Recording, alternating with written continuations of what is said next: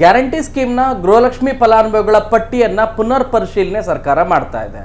ಈ ಸಂದರ್ಭದಲ್ಲಿ ಯಾರ್ಯಾರು ಮೃತರಾಗಿದ್ದಾರೆ ಅವರ ಹೆಸರನ್ನು ಹೊರಗಡೆ ಇಡುವಂಥ ಕೆಲಸ ಮಾಡ್ತಾ ಇದೆ. ಕೇವಲ ಇಷ್ಟು ಮಾತ್ರ ಅಲ್ಲ, ಇನ್ಕಮ್ ಟ್ಯಾಕ್ಸ್ ಏನಾದರೂ ಕಟ್ತಾ ಇದ್ದರೆ, GST ಫೈಲ್ ಏನಾದರೂ ಮಾಡ್ತಾ ಇದ್ದರೆ ಇವರನ್ನು ಕೂಡ ಹೊರಗಡೆ ಇಡಲಾಗ್ತಾ ಇದೆ.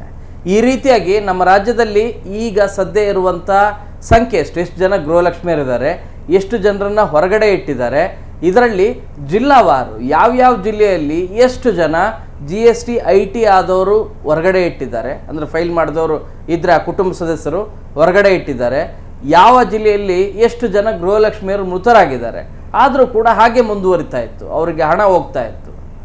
ಸೊ ಇದರ ಜೊತೆಗೆ IT ಮತ್ತು GSTಯಿಂದ ನಾವು ಹೊರಗಡೆ ಬರಲಿಕ್ಕೆ, ಅಂದರೆ ಇದುವರೆಗೂ ಕೂಡ ನಿಮಗೆ ಹಣ ಬರ್ತಾ ಇದೆ, IT ಮತ್ತು GSTಯ ಭಯ ಏನಾದರೂ ಇದೆಯಾ ಅನ್ನೋದಾದರೆ ನಿಮ್ಮ ಕೆಲವು ಪ್ರಶ್ನೆಗಳೇನಿದ್ದಾವೆ, ಸಂದೇಹಗಳೇನಿದ್ದಾವೆ, ಆ ಪ್ರಶ್ನೆಗಳು ಕೂಡ ಈ ವಿಡಿಯೋದಲ್ಲಿ ಉತ್ತರವನ್ನು ಕೊಡ್ತೇನೆ. ಇಲಾಖೆ ಕೊಟ್ಟಂಥ ಮಾಹಿತಿಯ ಹಿನ್ನೆಲೆಯಲ್ಲಿ ಕೊಡ್ತಾ ಇರೋದು. ಈ ವಿಡಿಯೋ ಕಂಪ್ಲೀಟಾಗಿ ನೋಡಿದ್ರೆ ನಿಮಗೆ ಇನ್ಫಾರ್ಮೇಷನ್ ಸಿಗುತ್ತೆ ಅಂತೇಳಿ ಭಾವಿಸ್ತೀನಿ. ಮೊದಲನೇದಾಗಿ ಗೃಹಲಕ್ಷ್ಮಿ ಸ್ಕೀಮು ಎಷ್ಟು ಇಂಪಾರ್ಟೆಂಟು ಅಂದರೆ ಮಹಿಳೆಯರಿಗೆ ಗೊತ್ತು, ಆ ಮನೆ ಯಜಮಾನಿಗೆ ಗೊತ್ತು. ಯಾಕಂದರೆ ಕಾಂಗ್ರೆಸ್ ಸರ್ಕಾರ ತನ್ನ ಪ್ರಣಾಳಿಕೆಯಲ್ಲಿ ಹೇಳ್ತು, ಪ್ರತಿ ಮನೆಯ ಒಬ್ಬ ಮನೆಯೊಡತಿಗೆ, ಒಬ್ಬ ಮಹಿಳೆಗೆ 2,000 ರೂಪಾಯಿ ಪ್ರತಿ ತಿಂಗಳು ಕೊಡ್ತೀವಿ ಅಂತೇಳಿ. ಅದು ಕ್ಯಾಶ್, ಅವರ ಬ್ಯಾಂಕ್ ಖಾತೆಗೆ 2,000 ರೂಪಾಯಿ ಹಾಕೋದು, ಅಥವಾ ಪೋಸ್ಟ್ ಆಫೀಸ್ ಖಾತೆಗೆ 2,000 ರೂಪಾಯಿ ಹಣ ಹಾಕೋದು ಅಂತೇಳಿ. ಈ ರೀತಿ ಕೊಡ್ತಾನೂ ಬಂದಿದೆ. ಒಂದಷ್ಟು ಡಿಲೇ ಆಗ್ತಿರ್ಬೋದು, ಬಟ್ ಕೊಡ್ತಾನೆ ಬಂದಿದೆ. ಸೊ ಈಗ ಏನಾಗ್ತಾ ಇದೆ, ಇದರಲ್ಲಿ ಅನರ್ಹರಿದ್ದಾರೆ, ಎಸ್ಪೆಷಲಿ ಮೃತರಾದವರ ಅಕೌಂಟಿಗೂ ಕೂಡ ಹಣ ಹೋಗ್ತಾ ಇದೆ. ಅದು ನಿಜವಾಗ್ಲೂ ಯುಟಿಲೈಸ್ ಆಗಬೇಕು. ಆ ಕಾರಣಕ್ಕಾಗಿ ಅದನ್ನು ಪರಿಶೀಲನೆ ಮಾಡ್ತೀವಿ ಅಂತೇಳಿ DK ಶಿವಕುಮಾರ್ CM ಅವರು ಹೇಳಿಕೆಯನ್ನು ನೀಡಿದರು. ಅದೇ ರೀತಿಯಾದ ಆ ಸೂಚನೆ ಹಿನ್ನೆಲೆಯಲ್ಲಿ ಮಹಿಳಾ ಮತ್ತು ಮಕ್ಕಳ ಅಭಿವೃದ್ಧಿ ಇಲಾಖೆ ಈಗ ಆ ಕಾರ್ಯವನ್ನು ಮಾಡ್ತಾ ಇದೆ. ಆ ಕಾರ್ಯವನ್ನು ಮಾಡಿದ ಹಿನ್ನೆಲೆಯಲ್ಲಿ ಈಗ ಪರಿಶೀಲನೆ ಮಾಡುವಂಥ ಸಂದರ್ಭದಲ್ಲಿ 1,31,00,000 ಜನ ಅದನ್ನು ನೋಂದಣಿ ಮಾಡ್ಕೊಂಡಿರೋದು ಗೃಹಲಕ್ಷ್ಮಿಯರನ್ನ. ಎಷ್ಟು ಜನರಿಗೆ ಹೋಗ್ತಾ ಇದೆ ಅಂದರೆ 1,27,00,000 ಮಹಿಳೆಯರಿಗೆ, ಗೃಹಲಕ್ಷ್ಮಿಯರಿಗೆ ಅದು ಹಣ ಹೋಗ್ತಾ ಇದೆ. ಪ್ರತಿ ತಿಂಗಳು ಇಲ್ಲದೆ ಇದ್ರೂ ಕೂಡ ಡಿಲೇ ಆಗ್ತಾ ಇಲ್ಲ, ನಿರಂತರವಾಗಿ ಹಣ ಹೋಗ್ತಾ ಇದೆ. ಡಿಲೇ ಆಗ್ತಾ ಇರ್ಬೋದು, ಬಟ್ ನಿರಂತರವಾಗಿ ಹೋಗ್ತಾ ಇದೆ. ಅಂದರೆ ಮಿಸ್ ಮಾಡಿದೆ, 2 ತಿಂಗಳು ಮಿಸ್ ಆಗಿದೆ. ಕಳೆದ ವರ್ಷ ಮಾರ್ಚ್ ಮತ್ತು ಏಪ್ರಿಲ್ ತಿಂಗಳದು ಇದುವರೆಗೂ ಕೊಟ್ಟಿಲ್ಲ. ಆ ಫಂಡ್ ಅಲೋಕೇಶನ್ ಆ ವರ್ಷನೇ ಆಗಬೇಕಾಗಿತ್ತು, ಆಗದೇ ಇರೋ ಕಾರಣಕ್ಕಾಗಿ ಈಗಲೂ ಕೂಡ ಕೇಳ್ತಾ ಇದ್ದಾರೆ.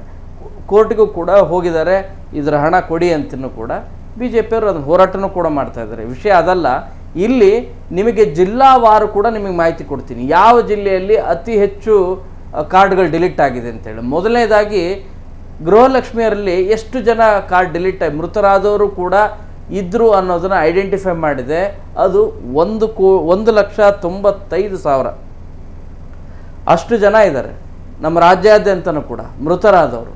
ಆದರೂ ಕೂಡ ಅವರ ಖಾತೆಗೆ 1 ತಿಂಗಳು, 2 ತಿಂಗಳು, 3 ತಿಂಗಳು, 4 ತಿಂಗಳು, ಕೆಲವು 5 ತಿಂಗಳು ಹಣನೂ ಕೂಡ ಹೋಗಿದೆ ಅಂತ. ಇದರಲ್ಲಿ ಕೆಲವರು ಎಲ್ಲ ಯೂಸ್ ಮಾಡ್ಕೊಂಬಿಟ್ಟಿದ್ದಾರೆ. ATM ಕಾರ್ಡ್ ಇರುತ್ತೆ, ಯೂಸ್ ಮಾಡ್ಕೊಂಬಿಟ್ಟಿದ್ದಾರೆ. ಇಲ್ಲ ಬೇರೆ ಹೆಬ್ಬಟ್ಟುಗಳನ್ನು ಒದಿಸಿ ಹಣವನ್ನು ಕೂಡ ವಿಡ್ರಾ ಮಾಡ್ಕೊಂಡಿದ್ದಾರೆ. ಒಂದು 30 to 40% ಆ ರೀತಿ ಆಗಿದೆ. ಇನ್ನುಳಿದಂಥ ಹಣವನ್ನು ವಾಪಸ್ ತಗೊಳ್ಳಿಕ್ಕೆ ಈಗ ಸರ್ಕಾರ ನೋಡ್ತಾ ಇದೆ. ವಿಷಯ ಅದಲ್ಲ.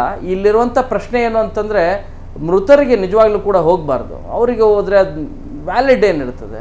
ಸೊ ಆ ಕುಟುಂಬದಲ್ಲಿ ಸೊಸೆ ಏನಾದರೂ ಇದ್ದರೆ ಅವರಿಗೆ ಕಾರ್ಡ್ ಹೋಗಬೇಕು ಅಂಥೇಳಿ. ಬಟ್ ಈಗ ಇರೋ ಪ್ರಶ್ನೆ ಏನು ಅಂದರೆ, ಕಾರ್ಡಲ್ಲಿ ಅವ್ರ ಹೆಸರು ಇರಬೇಕು. ಅದು ಈ BPL ಕಾರ್ಡೇ ಆಗಿರಲಿ, APL ಕಾರ್ಡೇ ಇರಲಿ. BPL ಕಾರ್ಡಲ್ಲಿ ಅವ್ರ ಹೆಸರಿತ್ತು ಅನ್ನೋದಾದರೆ, ಈಗ ಉದಾಹರಣೆಗೆ BPL ಕಾರ್ಡಲ್ಲಿ ತಂದೆ, ತಾಯಿ, ಮಗಳು ಇರ್ತಾರೆ.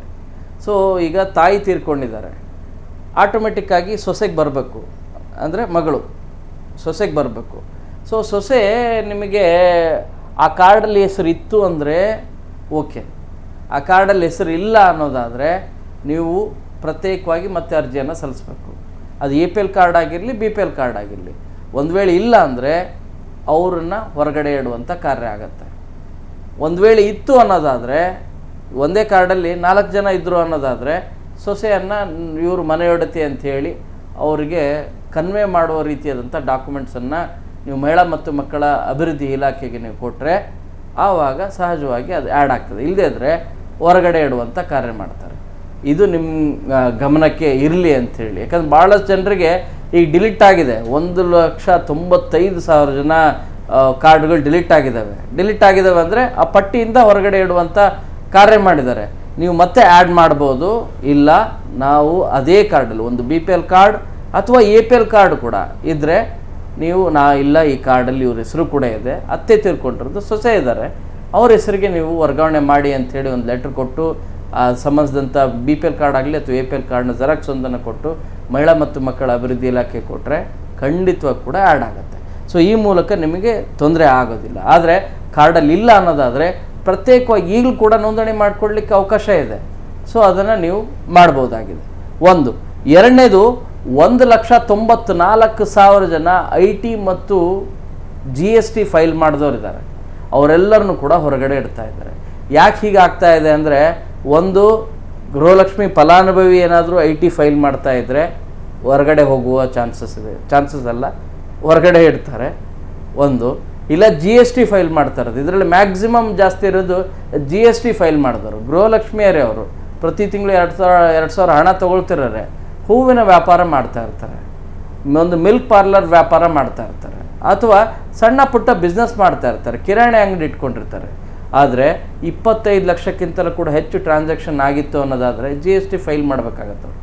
GST ಫೈಲ್ ಮಾಡಬೇಕು ಅಂದರೆ ನೀವು ಒಂದು ಸಣ್ಣ ಅಂಗಡಿ ಶುರು ಮಾಡಿದ್ರು ಕೂಡ GST ನೀವು ಫೈಲ್ ಮಾಡಲೇಬೇಕು.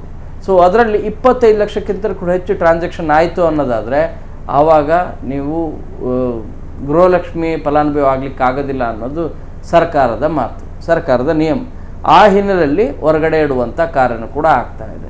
ಸೊ ಇವರು ಹೊರಗಡೆ ಇಡುವ ರೀತಿಯಾಗಿ ಎಷ್ಟು ಜನ ಆಗಿರೋದಂದರೆ 1,94,000 ಜನ ಆಗಿದ್ದಾರೆ. ಏನು ರಾಜ್ಯಾದ್ಯಂತದ ಡಾಟಾ ನೋಡ್ತಾ ಹೋಗೋದಾದರೆ ಹೈಯೆಸ್ಟ್ ಬೆಂಗಳೂರಲ್ಲೇ, ಯಾಕಂದರೆ ಪಾಪ್ಯುಲೇಷನ್ನು ಕೂಡ ಜಾಸ್ತಿ ಇದೆ ಮತ್ತು ಬೆಂಗಳೂರು ನಂಬರ್ 1 ಪ್ಲೇಸಲ್ಲಿದೆ ಅನರ್ಹರನ್ನು ಹೊರಗಡೆ ಇಡುವಂಥ ಹಿನ್ನೆಲೆಯಲ್ಲಿ. ಎಷ್ಟು ಅಂತ ನೋಡೋದಾದರೆ IT GST ಹಿನ್ನೆಲೆಯಲ್ಲಿ ಹೊರಗಡೆ ಇಟ್ಟಿರೋದು 33,833 ಹೈಯೆಸ್ಟ್ ನೋಡಿ, ಇದೇ ಹೈಯೆಸ್ಟ್ ಇರೋದು. ಇನ್ನು ತೀರ್ಕೊಂಡಿರೋರು ಬೆಂಗಳೂರು ನಗರದಲ್ಲಿ ತೀರ್ಕೊಂಡಿರೋರು ಗೃಹಲಕ್ಷ್ಮಿ ಫಲಾನುಭವಿಗಳು ಯಾರು ಅಂದರೆ ಸಂಖ್ಯೆ ಎಷ್ಟು ಅಂದರೆ 14,038 ಟಾಪ್ 1 ಪ್ಲೇಸಲ್ಲಿರೋದು. ಇನ್ನು ಟಾಪ್ 2 ಪ್ಲೇಸಲ್ಲಿರೋದು ಬೆಳಗಾವಿ ಜಿಲ್ಲೆ ಕೂಡ ಜನಸಂಖ್ಯೆ ವಾರ ಮತ್ತು ಪ್ರಾದೇಶಿಕ ವಾರ ಕೂಡ ದೊಡ್ಡದು. ಸೊ ಸಹಜವಾಗಿ ಅಲ್ಲಿ IT GST ಹಿನ್ನೆಲೆಯಲ್ಲಿ ಹೊರಗಡೆ ಇಟ್ಟಿರೋದು ಎಷ್ಟು ಜನ ಅಂತಂದರೆ 16,432. ಮೃತರಾದವರು ಎಷ್ಟು ಜನ ಅನ್ನೋದಾದರೆ 15,850. ಸೊ 32,282 ಜನನ ಹೊರಗಡೆ ಇಡುವಂಥ ಕಾರ್ಯ ಆಯಿತು. Mysuru third highest 9,139 IT GST ಕಾರಣಕ್ಕಾಗಿ ಹೊರಗಡೆ ಇಟ್ಟಿದ್ದಾರೆ. 11,541 ಇಷ್ಟು ಜನ ಮೃತರಾಗಿದ್ದಾರೆ ಅಂಥೇಳಿ ಟೋಟಲ್ 20,000 ಆಗುತ್ತೆ. ತುಮಕೂರು ಅದೇ ರೀತಿಯಾಗಿ 7,898 IT ಮತ್ತು GST ಫೈಲ್ ಮಾಡ್ತಿದ್ದಾರೆ ಅಂಥೇಳಿ ಅವರು ಅಥವಾ ಅವ್ರ ಕುಟುಂಬದ ಸದಸ್ಯರು ಯಾರಾದರೂ ಮಾಡ್ತಿದ್ದಾರೆ ಅಂಥೇಳಿ ಪಟ್ಟಿಯಿಂದ ಹೊರಗಡೆ ಇಟ್ಟಿದ್ದಾರೆ. 12,139 ಇದು ನಿಮಗೆ ಮೃತರಾದವರ ಸಂಖ್ಯೆ ಇರೋದು. ಟೋಟಲ್ ಇದು ಕೂಡ 20,037 ಆಗುತ್ತೆ. ಇನ್ನು 5th ಪ್ಲೇಸಲ್ಲಿರೋದು ನಮ್ಮ ರಾಜ್ಯದಲ್ಲಿ ದಕ್ಷಿಣ ಕನ್ನಡ 10,495 ಇರೋದು. ಸೊ IT GST ಮಾಡಿದ್ದಾರೆ ಅನ್ನೋ ಕಾರಣಕ್ಕಾಗಿ ಹೊರಗಡೆ ಇಟ್ಟಿದ್ದಾರೆ. 6,159 ಮೃತರಾದವರು, ಆದರೂ ಕೂಡ ಹಣ ಹೋಗ್ತಾ ಇದೆ ಅನ್ನೋ ಕಾರಣಕ್ಕಾಗಿ ಈ ಟಾಪ್ 5 ಜಿಲ್ಲೆಗಳನ್ನು ಮಾತ್ರ ಕೊಟ್ಟಿದ್ದೀನಿ. ಇನ್ನು ಉಳಿದಂಥ ಜಿಲ್ಲೆಗಳ ಮಾಹಿತಿನೂ ಕೂಡ ಇದೆ. ಪ್ರತಿ ಜಿಲ್ಲೆಯಲ್ಲೂ ಕೂಡ ಆಲ್ಮೋಸ್ಟ್ ಬಾಗಲಕೋಟೆಯಲ್ಲೂ ಕೂಡ ನಿಮಗೆ 10,000, ಬಳ್ಳಾರಿ ಒಂದು 8,000, ಬೆಳಗಾವಿ ಈಗಾಗಲೇ ಹೇಳಿದೆ, ಬೆಂಗಳೂರು ಗ್ರಾಮಾಂತರದಲ್ಲಿ ನಿಮಗೆ 8,000, ಬೀದರ್ 7,000, ಚಾಮರಾಜನಗರ ನಿಮಗೆ 6,500, ಚಿಕ್ಕಬಳ್ಳಾಪುರ 8,500, ಚಿಕ್ಕಮಗಳೂರು 8,500, ಚಿತ್ರದುರ್ಗ ಇದು ಕೂಡ 9,500. ದಕ್ಷಿಣ ಕನ್ನಡ ಮಾಹಿತಿ ಕೊಟ್ಟೆ ನಾನು 10,000, 16,000, ದಾವಣಗೆರೆ, ಹೀಗೆ ಪ್ರತಿ ಜಿಲ್ಲೆಯಲ್ಲೂ ಕೂಡ ಮಿನಿಮಮ್ ನಿಮಗೆ ಏನಿಲ್ಲದ್ರೂ ಕೂಡ ಮೃತರು ಮತ್ತು ಇದು 5,000, 3,000 ಈ ರೀತಿ ಇದ್ದಾರೆ. ಒಟ್ಟು ಟೋಟಲ್ ಓವರಾಲ್ ನೋಡ್ತಾ ಹೋದರೆ 195 ಮೃತರಿದ್ದರೆ 194 IT GST ಮಾಡಿದವರಿದ್ದಾರೆ. ಇದರ ಜೊತೆಗೆ ನಾನು ಈಗಾಗಲೇ ಹೇಳಿದಂತೆ 20,000 ಆಧಾರ್ ಸೀಡಿಂಗ್ ಆಗಿಲ್ಲ ಅನ್ನೋ ಕಾರಣಕ್ಕಾಗಿ ಅವ್ರ ಹಣ ಹೋಗ್ತಾ ಇಲ್ಲ. KYC ಮಾಡಿಸಿಲ್ಲ ಅಂತೇಳಿ 10,000 ಇನ್ನೂ ಇವರಿಗೆ ಹಣ ಹೋಗ್ತಾ ಇಲ್ಲ. ಈ ಕುರಿತು ನಾನು ಮಾಹಿತಿಯನ್ನು ಕೊಟ್ಟಿದ್ದೀನಿ. ಇಲ್ಲಿ ಇನ್ನೂ ಒಂದು ಭಾಳ ಇಂಪಾರ್ಟೆಂಟ್ ವಿಷಯ ಹೇಳ್ತೀನಿ. IT ಮತ್ತು GST ಸಂಬಂಧ ನಮ್ಮ ಫಾದರು, ಮದರು, ನಮ್ಮ ತಂದೆ, ಮಗಳು, ಸೊಸೆ ಯಾರು ಕೂಡ IT ಫೈಲ್ ಮಾಡಿಲ್ಲ. ಆದರೂ ಕೂಡ IT ಫೈಲ್ ಮಾಡಿದ್ದಾರೆ ಅಂತೇಳಿ ನಮ್ಮ ಹೊರಗಡೆ ಇಟ್ಟಿದ್ದಾರಲ್ಲ, ಯಾಕೆ ಸರ್ ಅಂತ ಭಾಳ ಜನ ಕೇಳ್ತಾ ಇದ್ದಾರೆ. ಅದಕ್ಕೆ ಆನ್ಸರು ಕೂಡ ಡಿಪಾರ್ಟ್ಮೆಂಟ್ ಅಫಿಷಿಯಲ್ಸ್ ಹೇಳಿದ್ದಾರೆ. ಏನು ಅನ್ನೋದಾದರೆ ಎಫ್ ಡಿ ಏನಾದರೂ ನೀವು ಮಾಡಿದ್ರಿ ಅನ್ನೋದಾದರೆ, ನಿಮ್ಮ ಗೃಹಲಕ್ಷ್ಮಿಯರು ಯಾರಿದ್ರೆ ಅವರ ಅಥವಾ ಕುಟುಂಬ ಸದಸ್ಯರು ಯಾರಾದರೂ ಎಫ್ ಡಿ ಮಾಡಿದರೆ, ಸಹಜವಾಗಿ ಸೀನಿಯರ್ ಸಿಟಿಸನ್ ಅನ್ನೋ ಕಾರಣಕ್ಕಾಗಿ ಎಫ್ ಡಿ ಮಾಡಿರ್ತೀರ ಅವ್ರ ಹೆಸರಲ್ಲಿ. ಎಫ್ ಡಿ ಮಾಡಿದರೆ ನೀವು ಪ್ರತಿ ವರ್ಷ ಒಂದು ಫಾರ್ಮನ್ನು ಕೊಡಬೇಕಾಗತ್ತೆ ಬ್ಯಾಂಕಲ್ಲಿ. ನಿಮ್ಗೆ ನೆನಪಿದೆಯಾ? ಎಫ್ ಡಿ ಇತ್ತು ಅನ್ನೋದಾದರೆ ಒಂದು ಫಾರ್ಮ್ ಕೊಡಬೇಕು, ಅದು ಐ ಟಿಗೆ ಹೋಗುತ್ತೆ. ಸೊ ನೀವು ಇಂಟ್ರೆಸ್ಟ್ ಹಣ ತೊಗೊಳ್ತಾ ಇದ್ದೀರಿ ಅನ್ನುವಂಥ ಹಿನ್ನೆಲೆಯಲ್ಲಿ ಐ ಟಿಗೆ ನೀವು ಇನ್ಫಾರ್ಮೇಷನ್ ಕೊಡಬೇಕು. 1 ಲಕ್ಷನೋ 2 ಲಕ್ಷನೋ ಎಫ್ ಡಿ ಇಟ್ಟಿರ್ತೀರಿ. ಅದರ ಬರುವಂಥ ಹಣ ಇಂಟ್ರೆಸ್ಟ್ ಏನಿದೆಯಲ್ಲ ಅದರ ಬೇಸ್ ಮೇಲೆ ಪ್ರತಿ ವರ್ಷ ಒಂದು ಅಪ್ಲಿಕೇಶನ್ ಫಾರ್ಮ್ ಕೊಟ್ಟಿರ್ತೀರಿ ನೀವು. ಸೊ ಅದು ಐ ಟಿಗೆ ಹೋಗುತ್ತೆ. ಐ ಟಿಯಲ್ಲಿ ಐ ಟಿ ಹಿನ್ನೆಲೆಯಲ್ಲಿ ಇಷ್ಟು ಫಿಕ್ಸೆಡ್ ಡೆಪಾಸಿಟ್ ಇಟ್ಟಿದ್ದಾರೆ, ಇಂಟ್ರೆಸ್ಟ್ ತೊಗೊಳ್ತಾ ಇದ್ದಾರೆ ಅನ್ನೋ ಕಾರಣಕ್ಕಾಗಿ ಅವರನ್ನು ಹೊರಗಡೆ ಇಡುವಂಥ ಕಾರ್ಯವನ್ನು ಆಗ್ತಾಯಿದೆ ಲೀಸ್ಟ್ ಪ್ರಕಾರ ನೋಡಿಕೊಂಡು. ಸೊ ಈ ಹಿನ್ನೆಲೆಯಲ್ಲಿ ಎಫ್ ಡಿ ಮಾಡಬೇಕಾದ್ರೂ ಕೂಡ ಅವ್ರ ಹೆಸರಿಗೆ ಏನಾದರೂ ಇತ್ತು ಅನ್ನೋದಾದರೆ ಸೊ ಅವರನ್ನು ಹೊರಗಡೆ ಇಡ್ತಾ ಇದ್ದಾರೆ. ಇದು ಕೂಡ ನಿಮ್ಮ ಗಮನಕ್ಕಿರಲಿ ಅಂಥೇಳಿ ಮಾಹಿತಿಯನ್ನು ಕೊಟ್ಟಿದ್ದೀನಿ. ಈ ಮಾಹಿತಿ ನಿಮಗೆ ಇಷ್ಟ ಆಗಿದೆ ಅಂತೇಳಿ ಭಾವಿಸ್ತೀನಿ. ಕ್ಯಾಮ್ರಾ ಪರ್ಸನ್ನ ಯೋಗೇಶ್ವರ್ ಜೊತೆ ಶರಣು ಹಂಪಿ, ನ್ಯೂಸ್ 18. ನಿರ್ಭೀತ, ನಿಷ್ಪಕ್ಷಪಾತ, ವಿಶ್ವಾಸಾರ್ಹ ಸುದ್ದಿಗಳಿಗೆ ಮತ್ತೊಂದು ಹೆಸರಾಗಿರೋ ನ್ಯೂಸ್ 18 ಕನ್ನಡ ಈಗ ಆಪ್ನಲ್ಲೂ ಲಭ್ಯ ಇದೆ. ದಯವಿಟ್ಟು ಇಲ್ಲಿರೋ QR ಕೋಡ್ ಅನ್ನ ಸ್ಕ್ಯಾನ್ ಮಾಡಿಕೊಂಡು ಆಪ್ ಡೌನ್ಲೋಡ್ ಮಾಡೋದಕ್ಕೆ ಮರಿಬೇಡಿ. ನಿಮ್ಮ ಬೆಂಬಲ ಹೀಗೆ ಸದಾ ನಮ್ಮೊಂದಿಗಿರಲಿ. ಧನ್ಯವಾದ.